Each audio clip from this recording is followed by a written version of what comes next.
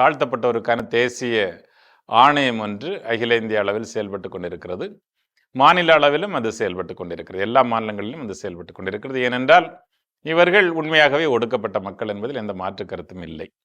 எனவே இப்படி இருக்கிற பொழுது இந்த ஆணையம் எப்படி செயல்பட வேண்டும், எதற்காக செயல்பட வேண்டும் என்பதை பார்த்தோம். அது மட்டுமல்ல, குறிப்பாக ஏராளமான புகார்கள் தான் இந்த ஆணையத்திற்கு வரும்.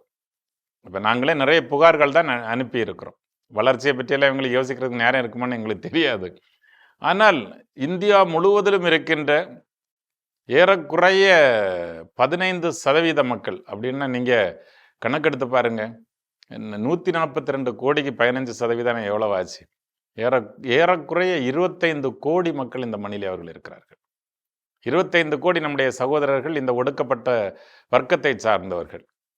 அந்த 25 கோடி பேர் மேலே குறைந்தபட்சம் 24 கோடி பேர் மேலே இந்த தாக்குதல் நடைபெறுகிறது.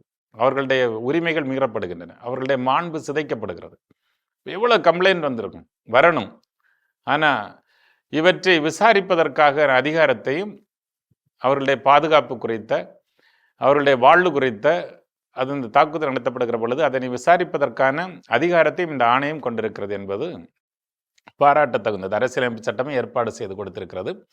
எனவே ஒரு உரிமையியல் மாவட்ட நீதிமன்றத்திற்குள்ள அதிகாரம் இதற்கு உண்டு. அவ்வளவு வலுவான ஒரு அமைப்பு. தாமாக முன் வந்து வழக்குகளை விசாரிக்கக்கூடிய அளவிற்கு இதற்கு அதிகாரம் இருக்கிறது.